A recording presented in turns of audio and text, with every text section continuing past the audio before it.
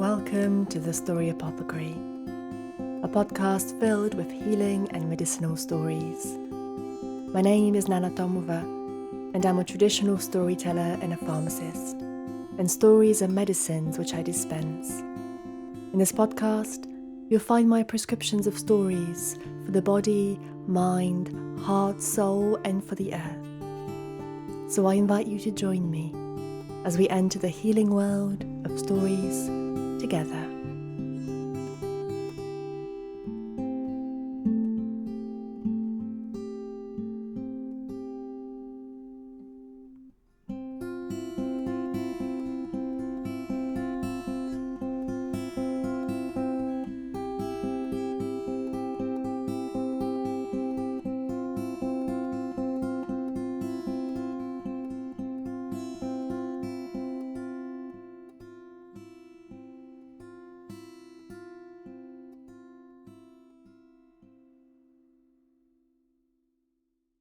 Welcome to the story for July. We here in Scotland are still waiting for the summer to come. There's still hope. But the linden tree, the lime tree is blossoming, and the elder is in bloom, but the berries are forming. So summer hasn't come, and autumn is almost on her way. The story I've picked today is about the importance of things, about what treasure is and where we can find it, and what treasure is not, and how perhaps we shouldn't take it. It's a story about wisdom of elders, and about greed, and about the hidden mysteries in deep, dark pools, the hidden mysteries in nature, and the importance of a kind heart. The story comes from the Ural Mountains. They are between the Eastern European and the Western Siberian plains. It is a beautiful area with many mountains, cold, deep valleys, transparent lakes, and much folklore. There is a bit of a story around how I came across this story. It's in a book I had never heard of before. It's called The Mistress of the Copper Mountain. And it was owned by a wonderful storyteller that I never got a chance to meet, called Tina Bilby. And Tina had a library of hundreds, maybe thousands of books. And after she died, not many months ago, she decided to give all her books to storytellers across the UK and beyond. And so this book has a beautiful plaque on the first page, illustrated by Catherine Suter-Caddick, with the words from Tina, from Library of Tina Bilby, a proud link in the chain for many years. Take these stories and make them fly.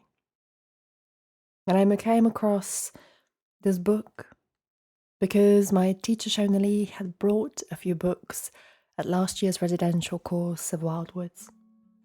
And this is the one that spoke to me. And so the story comes from there. The story is called The Blue Baba of the Marsh. And if you know me, and you know how much I love Babby, this is why I picked the story. It's a bit cheeky, and also very lovely.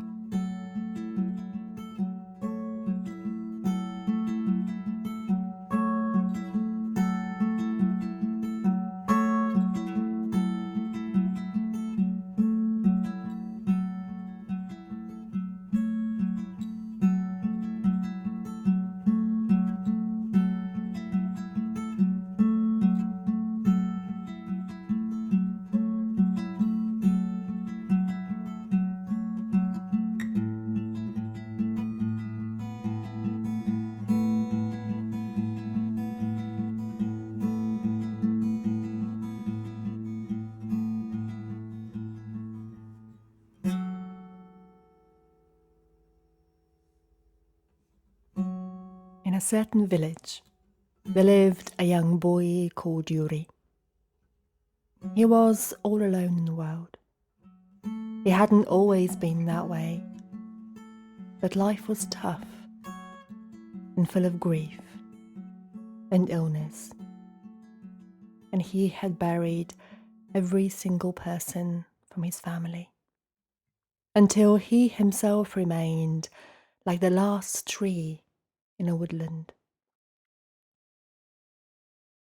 But the funny thing about life is that even if people go and leave, they're still with you. Sometimes in your heart, sometimes in your memory, sometimes in the way that you say things, sometimes in the way that you look, and so it was with him. Each one of his family members had left him something. From his father, he had broad hands and broad shoulders that he used to do the work that required him to feed his belly. From his mother, he had a bold tongue. From his granny Fedosia, well, his grandmother gave him many things, an imagination, stories, and strange wisdom. And as he thought of her fondly, this is something he remembered of her. He remembered the day that she pulled him next to the fire and said to him very seriously, shaking her finger at him, "Listen, my lad," she would say. "Now, take these 3 feathers in my sieve, and all will be well." Yuri looked at her very strangely. I mean, he was used to hearing strange things from his grandmother. But 3 feathers in a sieve? But Granny Fedosia carried on. "The white one is for the bright day to cheer you. The black one is for the night to guard you. And the red one is for the sun to bring you joy. Now, my boy, don't go chasing after gold. It comes in grains, and it just goes into dust. No, not gold. The only lasting treasure you'll get is from the blue Baba, the blue grandmother when she changes to a pretty maid and gives it with her own fair hands. She rewards none but those with quick wits, a strong will, and most importantly, a kind heart." This is the memory that Yuri thought of his grandmother. When she had died, he did indeed take the feathers from her sieve and tied them with blue thread to the fur of his cap. And that way he would always remember his grandmother's words whenever he put on his cap. Don't go chasing after gold. It comes in grains and goes in dust. One day, soon after, Yuri was on his way to work. It was quite a sunny day. It was warm, and so he took a shortcut across the marsh. The sun was glowing, and it warmed his back, and it hoped that it had dried the ground for him to pick his way this way and that way. At first he jogged quite easily through the dry, crisp bracken that danced in the wind. But soon enough he found his feet begin to cling to the quaggy soil that just sank, and he found himself going deeper and deeper, and his trousers getting muddier and muddier. It was so hard to keep on a straight path. He was hopping from grass tuft to grass tuft, clinging on, trying to balance as much as he could. He wanted to go one way, but the tufts led him another. It's as if they had a mind of their own. At last, he found himself in a little quiet glade, carpeted by beautiful feather grass and red clovers. There were clusters of marsh marigolds, bright as the sun ahead of him, and clumps of bog oaks, and the ground there was dry and firm, and he enjoyed resting there, trying to gather his strength again. But he looked around, and it is as if the tuft of grass had led him here. He seemed that he was lost. He had known this place, this marsh he had walked so many times, but he had never seen this glade before. It seemed as if enchanted somehow. He made his way through the clearing and down a slope to a round little pool with clear waters. It was like a woodland spring, and even though the water is clear, for some reason he could not see the bottom. There was a bluish web that spanned the pool, it seemed, and in the centre of the blue web there was a blue spider. Yuri was really thirsty from hopping and running and trying to keep his balance that he brushed the web aside to take a drink. He plunged his hands down to the lake as he led his cupped fingers to his mouth to take a little sip, a little drink. As he drank, he became dizzy. So dizzy, his head began to spin, so he almost toppled into the pool. "Oh," he said, "oh, this marsh made me so tired," he said to himself woozily. "I think I'd best take a nap. I cannot work in this state. I must rest."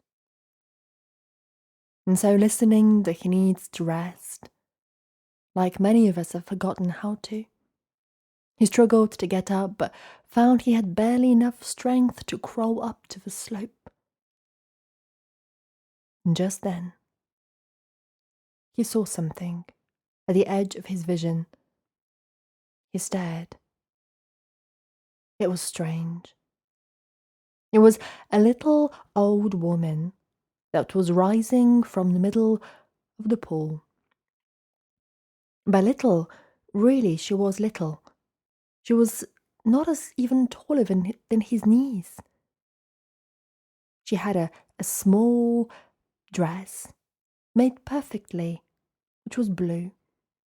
A headscarf, beautiful, which was blue. And come to think of it, she was quite blue herself. She was so slight and tiny that he had the sense that if a puff of wind came from the east, it would surely blow her away. And yet her eyes were young, and of course they were blue. And they seemed not to belong to her face at all. The little old woman stared at Yuri as she stretched out her arms towards him. And she was quite far away from him, but her arms grew and grew and grew longer, and soon they were almost touching his head. He was a bit freaked out. Her hands were slender, like wisps of blue mist. And it looked like there was no strength to them at all. They were not tipped by claws, yet they were menacing. They made him feel uneasy. They made him scared. He wished he could crawl away, but he didn't have the strength. He was so weak and so tired. He thought if he only could turn his head, he might escape her big eyes, and he tried hard, but the feathers tickled his nose and made him sneeze. He sneezed once, twice, thrice, until his nose began to bleed. And still he could not stop sneezing. He just kept on sneezing and sneezing, and this drained his energy even more. By the time he had finished sneezing, which took quite a long while, I must say, it seemed that his head was clearer somehow.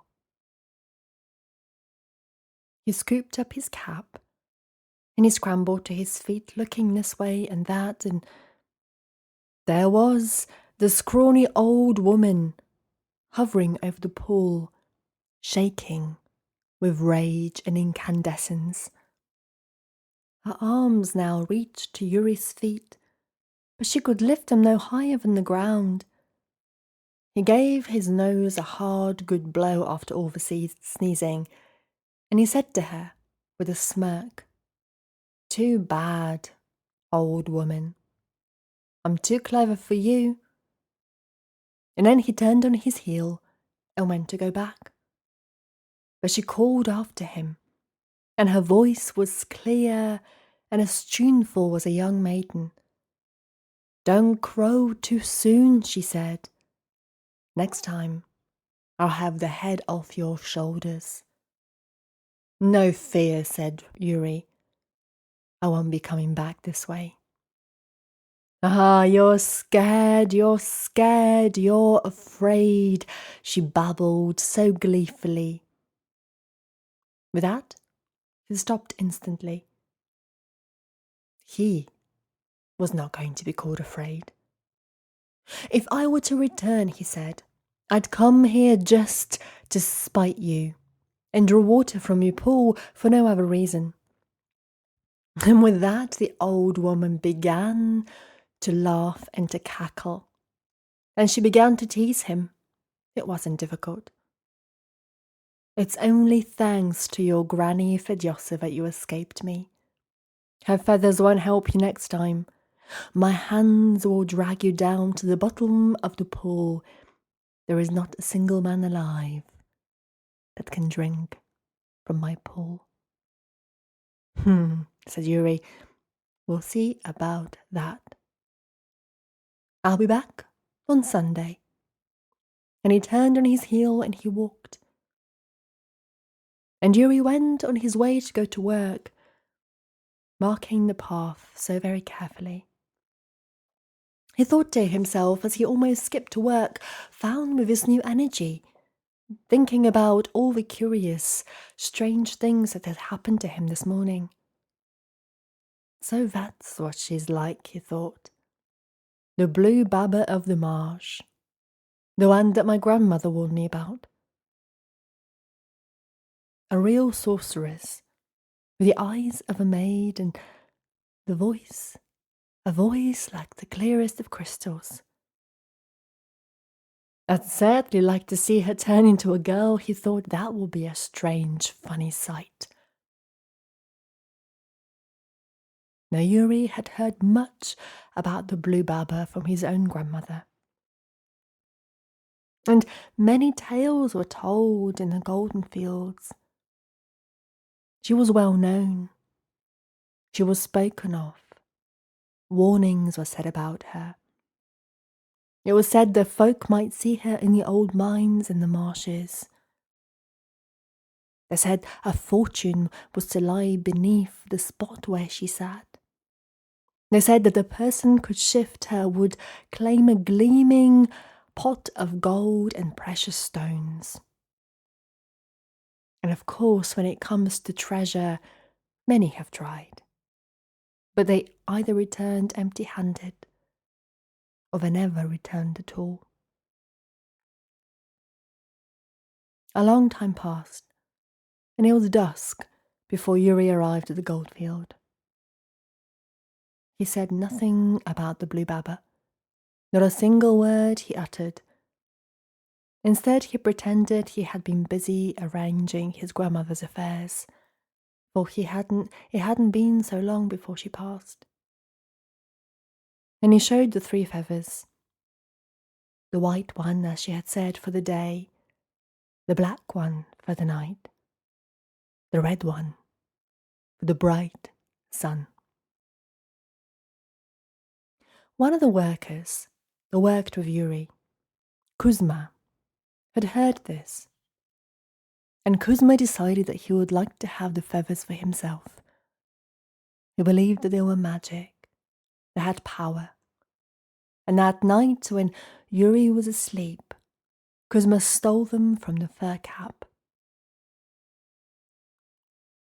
That next Sunday, Yuri woke early and prepared for his journey.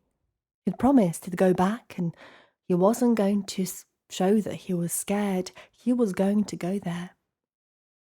It was a pity about the feathers. What had happened to them? He thought that he had lost them. He retraced his steps. He couldn't find them. They hadn't lasted long in his possession. He felt guilty. He felt bad, and he felt like he had disappointed his grandmother's wish. He thought maybe he had dropped them somewhere, but he set off anyway. His pride was great. He first took a pan and fastened a long pole to the pan. All that week, his colleague Kuzma had watched and waited his chance, and now he followed closely behind Yuri, tightly clutching the 3 feathers.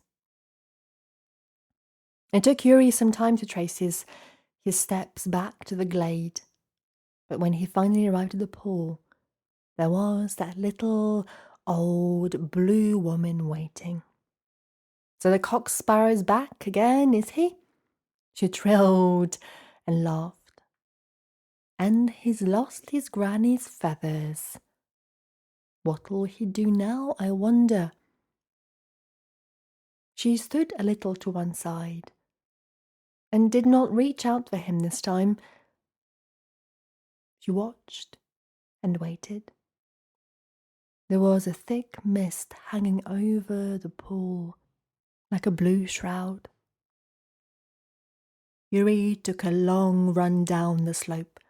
He swung the long handle of the pan towards the middle of the blue shroud and dipped it into the pool. "Mind I don't smack you in the nose with my pan, you old hag," he shouted.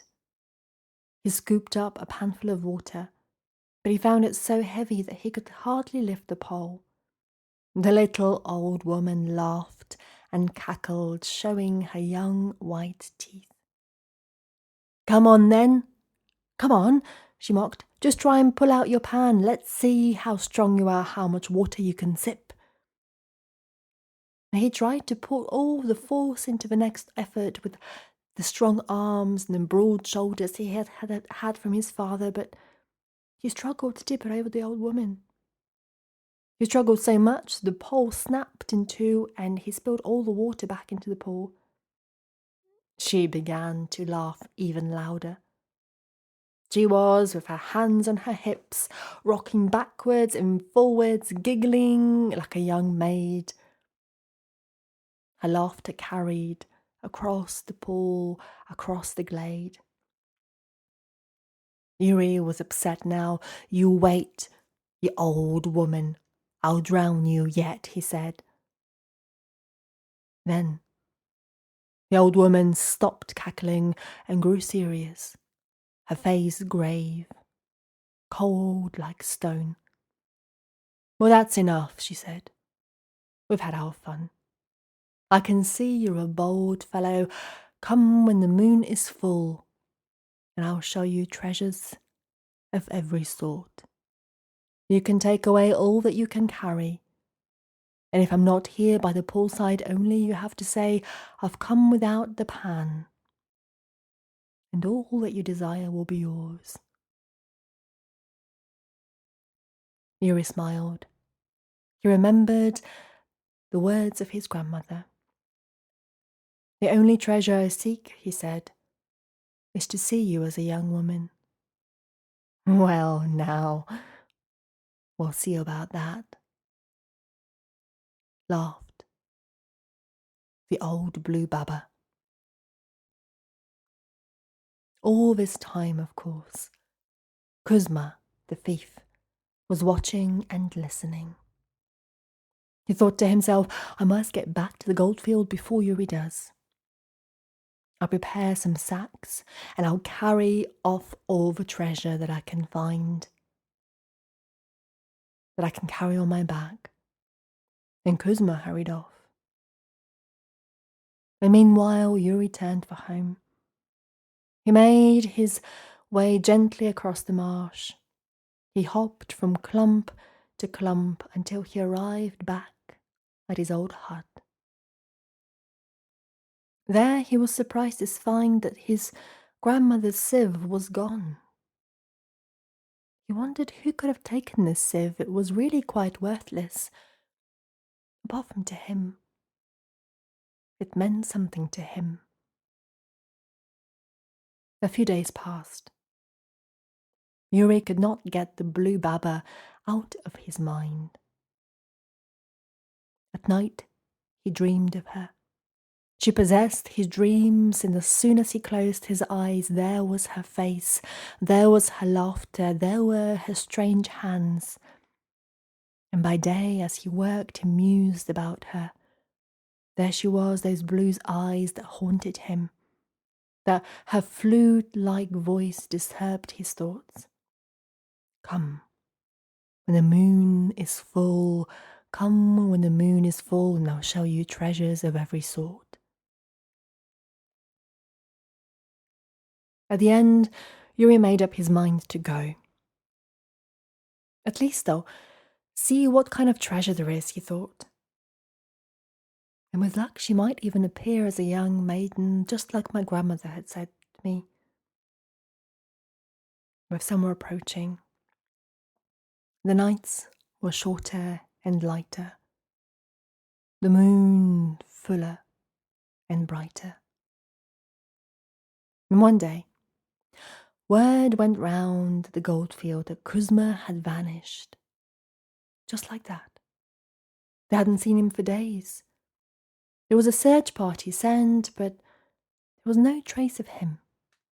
Nobody could find him. He had just disappeared. Just like that. Yuri set off on a night when the moon was high and bright. He reached the glade but found it empty. Still, he was very cautious.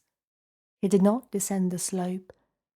He just whispered softly, "I've come without the pan." No sooner had he uttered those words than the little old blue woman appeared, and she said sweetly, "You are most welcome, dear guest. I've waited long. Come and take all that you may carry." The blue baba passed her hands over the pool as if raising a lid, the twinkling of an eye. There, quicker than you can say blue baba, there she was, filled to the brim of all kinds of precious stones. There were diamonds and rubies and emeralds and opals, and he extended his hands longing to touch the treasure. His heart began to beat. Such treasure he could not seen in a while. He hadn't even dreamed of such treasure. But he wouldn't come any closer. The blue baba tried and coaxed him. "Come on now. Why are you standing here like a stubborn mule? Come closer. I told you you can come and take as much treasure as your sack will hold." Yuri came to his senses. "I have no sack with me," he replied, "and my grandmother Fedosia told me differently. There is only one lasting treasure," she said, "and that you give a man yourself."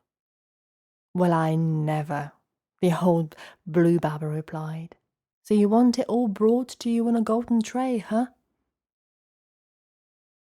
As a little old blue woman spoke, a blue column of smoke rose from the ball, and out of the smoke stepped a beautiful young woman with blue robes glistening in the light of the moon. She was half as tall as a slender pine tree. Her blade was fair with a touch of ash or silver birch. In her hands she bore a golden tray piled high with treasures of all kinds. There were golden nuggets. There were lapis lazuli, blue and bright. There were rubies, fire red, and emeralds that sparkled like the green forest. The maiden went up to Yuri and offered him the tray. But he was not to be tempted. He was born and bred in the gold fields. He had seen gold and gems. He knew how much they weighed. This was not gold. These were not gems. He looked at the tray with a sneer and said to the woman, "You can't fool me. No person has the strength to lift that. You make it look like it weighs like a feather. As you wish. Then you should have another gift." In an instant, the maiden with the gold tray was gone. And then another woman appeared, a girl. She was slim and graceful as a silver birch. Her dress was plain, that of a merchant's daughter, but in her hand she held a silver tray heaped with jewels. But Yuri had rejected that too. "It's beyond human strength for you to lift it," he explained. "And besides, you're not offering it yourself." At that, the old woman laughed and danced all around the glade. "All right then," she said. "Have it your own way," she said to Yuri. "But mind that you don't regret it afterwards. Just you wait here." Both she and the maiden with the silver tray were gone in a swirl of mist. Yuri waited patiently. He waited for a long time, but no one came. He was about to give up and turn home, his stomach grumbling. He was tired. But at that moment, the grass rustled just behind him. He turned towards the sound, and there he saw a young girl. A mortal girl, like him. A girl with human height. A girl with human skin, a girl with human eyes. Her robe was blue. Her headscarf was blue. She wore blue slippers on her feet. He looked at her eyes, her hair, her skin, her lips red as raspberries. A thick plait on her hair. It tossed forwards and backwards in the shoulder as she walked, and it was tied with the most beautiful scarlet ribbon. She came up to Yuri and said to him, "Please accept this gift from a pure heart." She offered him his grandmother Fedosia's sieve, filled with forest berries, raspberries and strawberries and blackberries and blackcurrants and bilberries and cranberries. All the berries of the forest were there. What a treasure! On top of all the berries in the sieve, there lay 3 feathers.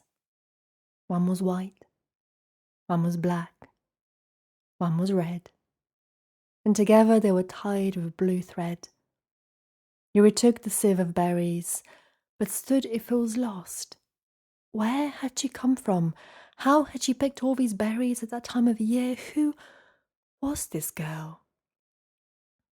She laughed. "People call me the blue baba of the marsh. But to those with quick wits, with a firm will and with a kind heart, I show myself as you see me now. It is a very rare occasion that might happen." She told him of Kuzma, who had worked with the fields, and how he had come for the treasure. He tried to take it all, and he'd fallen in the pool. And the sacks, they fell with him to the bottom of the pool, never to be found again. His own greediness killed him. Only those 3 feathers of yours floated to the top. It showed to me that it was plain that you have a kind and simple heart. These are good qualities. Yuri did not know what to say. She too stood in silence. Only the wind caressing the silver birch trees could be heard in the distance. and occasionally the sound of a nightingale. So there it is, Yuri, she said finally. I am the blue baba, ever old, ever young. My role here is to guard the pool treasure for all the time. Well, have you seen enough? Come on, or you will be seeing me in your dreams. She sighed. She sighed so deeply that her sigh was like a knife piercing Yuri's heart. If only she had become a mortal maid, he thought. If only she could, so that maybe they could marry. But it was not to be, of course. In a swirl of blue haze, and she was gone. For a while, Yuri stood as if rooted to the ground, like the surrounding marsh oaks were. Long roots. A damp, blue mist blew from the pool, and it crept slowly through the glade.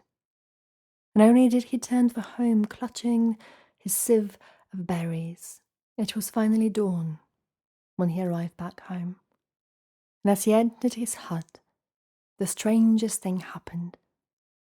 The sieve that was light, filled with these berries, suddenly grew heavy, and the bottom burst. And from there were a scattering of precious stones all over the wooden floor. Emeralds and rubies and opals and diamonds. Such a fine fortune. Yuri bought his freedom. He no longer had to work at the goldfields. He lived a rich life, not just with money and jewels, but one with a full heart. He decided never to marry in the end, for in his mind forever was a blue maid from the marsh pool. But all his life was full of good fortune and good memories in a full heart.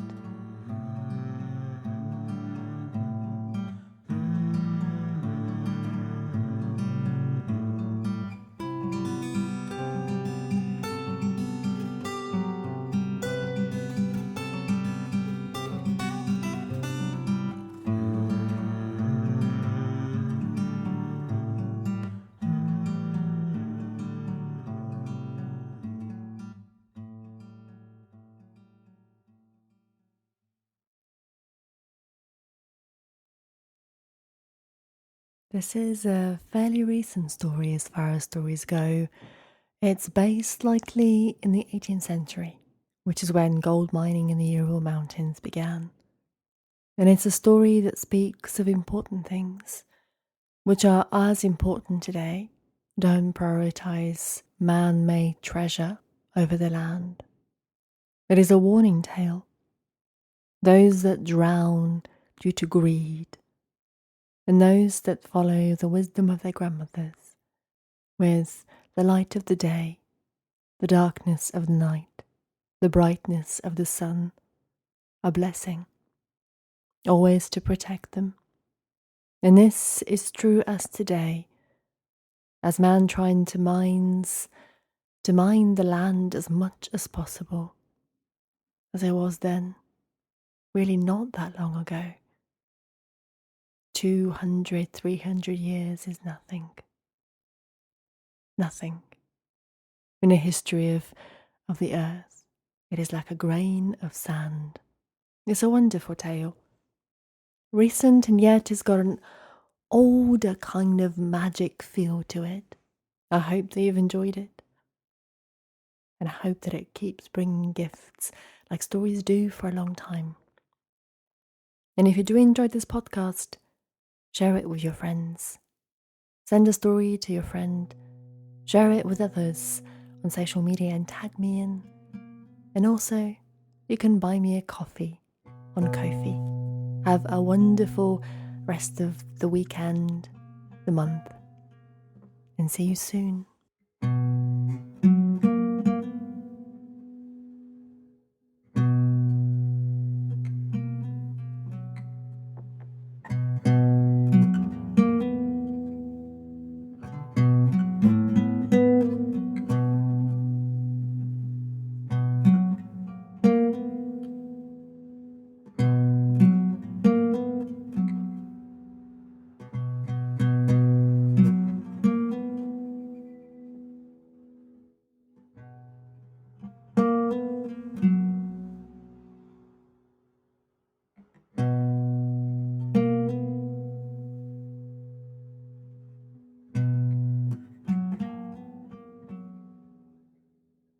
thanks to In Feathers.